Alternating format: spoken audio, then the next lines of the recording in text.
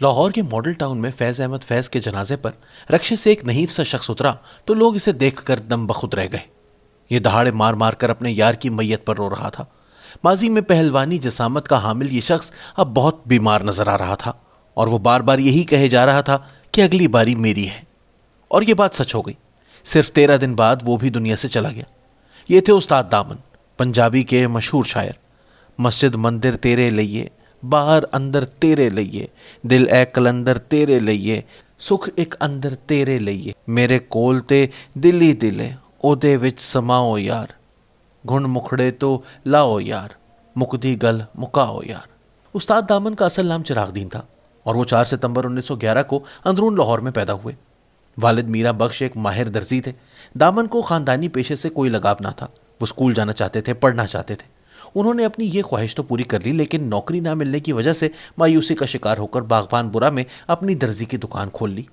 बचपन से ही शायरी से लगाव रखते थे और दुकान खोलने के बाद भी इनका दिल कहीं शायरी में अटका रहता था। वो दुकान छोड़कर अक्सर मुशायरे सुनने चले जाते थे। अपने उस्ताद से मुतासिर होकर आपने अपना तखल्लुस दामन रख लिया। आपके एक इंटरव्यू के मुताबिक लोगों ने दामन को दमदम समझकर इन्हें वही पुकारना शुरू कर दिया। शुरू शुरू में तो आपने मोहब्बत और महबूब पर शेर कहे, लेकिन जैसे ही बरे सगीर की आज़ादी करीब होती गई, आपकी शायरी में हिंदुस्तान की सियासत, साम्राज्य मुखालफत और आज़ादी से मोहब्बत बढ़ती गई। 1930 में उस वक्त के मशहूर कांग्रेसी सियासतदान मियाँ इफ्तिखारुद्दीन अक्सर आपसे कपड़े सिलवाने आया करते थे। उन्होंने जब आपकी दुकान पर आपका कलाम सुना तो दंग रह गए और झट आपको कांग्रेस के एक अवामी इज्तिमा में अपना कलाम पढ़ने की दावत दे डाली।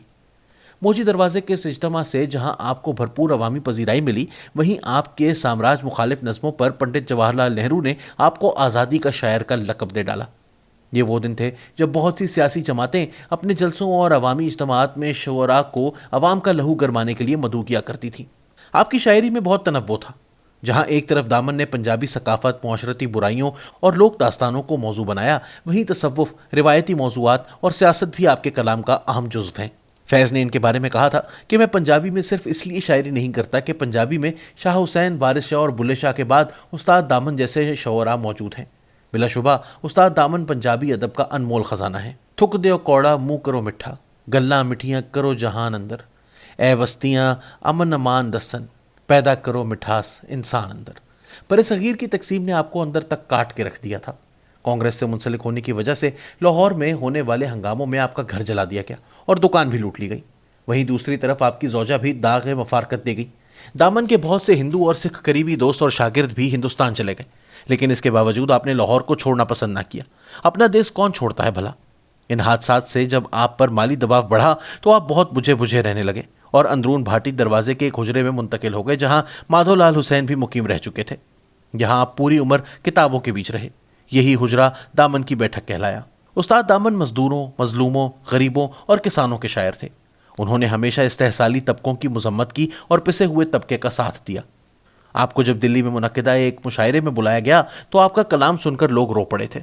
पंडित नेहरू भी वहां मौजूद थे। हुब्बुल वतनी का ये आलम था कि नेहरू ने जब आपसे हिंदुस्तान मुंतकिल हो जाने की ख्वाहिश का इजहार किया तो दामन ने जवाब दिया, अब मेरा वतन पाकिस्तान है, मैं लाहौर में ही रहूंगा, बेशक जेल में ही क्यों ना रहूं। लेकिन इस हुब्बुल वतनी का आपको कुछ अच्छा सिला नहीं मिला। उस्ताद दामन ने अयूब, भुट्टो और ज़िया दौर की सख्तियां और पाबंदियां देखी थीं, और इन तीनों अदवार में आपने सियासी जबर के खिलाफ भरपूर मुजाहिमत की थी, जिसका एक अहम जरिया आपका कलाम था।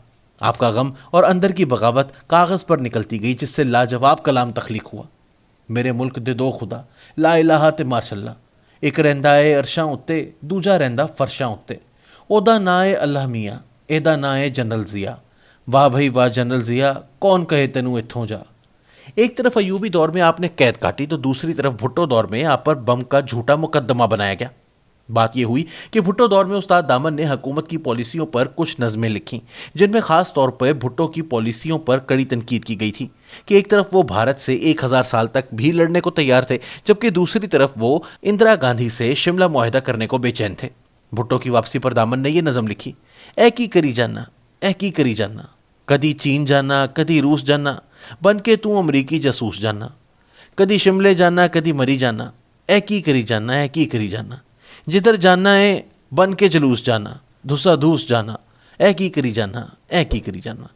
یہ نظم جب عوام میں پھیل گئی تو استاد دامن پر بم کا جھوٹا کیس بنا کر انہیں جیل میں ڈال دیا گیا. ان کو عدالت میں پیش کیا گیا. جب مجسٹریٹ نے آپ سے پوچھا کہ آپ سے پستول اور بم برآمد ہوئے ہیں تو کہا کہ میری کوٹڑی کا ابھی دروازہ چھوٹا تھا ورنہ وہاں سے ٹینک نکلنا چاہیے تھا. اس روز کمرہ عدالت میں دانشوروں، وکلا، ادیبوں، شاعروں اور استاد کے مداحوں کا زبردست ہجوم تھا. مجسٹریٹ پریشان بار بار ریٹائرنگ روم میں جاتا اور صورتحال گورنر کو بتاتا، جبکہ گورنر کی ایک ہی رٹ تھی، ضمانت نہیں ہوگی. اس نے صاحب بہادر کی شان میں گستاخ شعر کہے ہیں، بھلا یہ شاعری ہے؟ وکیل کہہ رہے تھے، میلارڈ، استاد دامن جس حجرے میں رہتے ہیں وہ اتنا چھوٹا ہے کہ اس پر بم کا کیس بنایا ہی نہیں جا سکتا. عدالت میں اکبر لاہوری مرحوم نے کہا، تاریخ میں یہ محفوظ ہو جانا ہے کس وقت کس حکومت نے کس بندے کے ساتھ کس عدالت نے یہ فیصلہ کیا تھا. مجسٹریٹ نے استاد دامن سے پوچھا، آپ کچھ کہنا چاہتے ہیں؟ استاد دامن نے کہا، جس نے کٹہرے میں آج مجھے ملزم بنا کر کھڑا کیا ہے کل وہ مجرم بن کر اسی کٹہرے میں کھڑا ہوگا.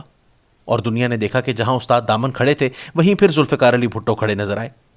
فیض احمد فیض نے دامن کی اسی شجاعت و دلیری کی بنا پر آپ کو پنجابی شاعری کا حبیب جالب کہا تھا، جو بالکل ٹھیک تھا کہ آپ نے اپنی شاعری میں ڈکٹیٹروں اور سامراجی قوتوں کو للکارا تھا اور ان کی پالیسیوں پر کڑی تنقید کی تھی.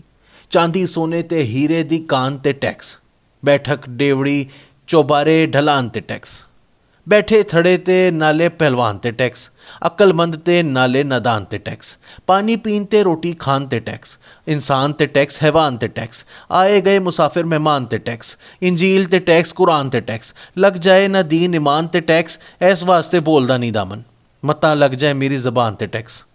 ان اشعار کو پڑھیں تو آپ محسوس کریں گے جیسے یہ آج ہی کے لیے لکھے گئے ہیں.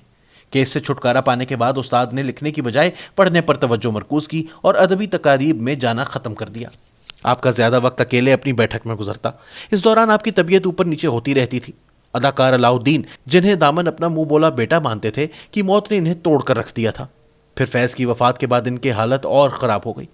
آخرکار 3 دسمبر 1984 کو 73 سال کی عمر میں آپ نے دائی اجل کو لبیک کہا. آپ کی وصیت کے مطابق آپ کو حضرت شاہ حسین کے مزار کے احاطے میں دفنایا گیا. اندرون ٹکسالی دروازے جائیں تو ایک مسجد کے نیچے چھوٹا سا کمرہ اپنے پرانے ساز و سامان سمیت نظر آتا ہے. یہ استاد دامن کی بیٹھک اور اب دامن اکیڈمی کا دفتر ہے. ڈاکٹر کیول دھیر اپنی کتاب میں لاہور ہوں میں لکھتے ہیں، استاد دامن ہمارے پیر شاعر ہیں. ان کی شاعری کے دیوانے دونوں پنجابوں میں ہیں. پنجابی ناول نگار فرزند علی کا ناول پبھل انہی کی زندگی پر ہے. ان سے ملاقات کے حوالے سے لکھتے ہیں کہ ہم ان کی بیٹھک پہ گئے تو مقبول نے ان سے ہمارا تعارف کروایا. استاد دامن ایک دم جذباتی ہو گئے اور اندر لے جا کر اپنی چارپائی پر اپنے ساتھ بٹھایا.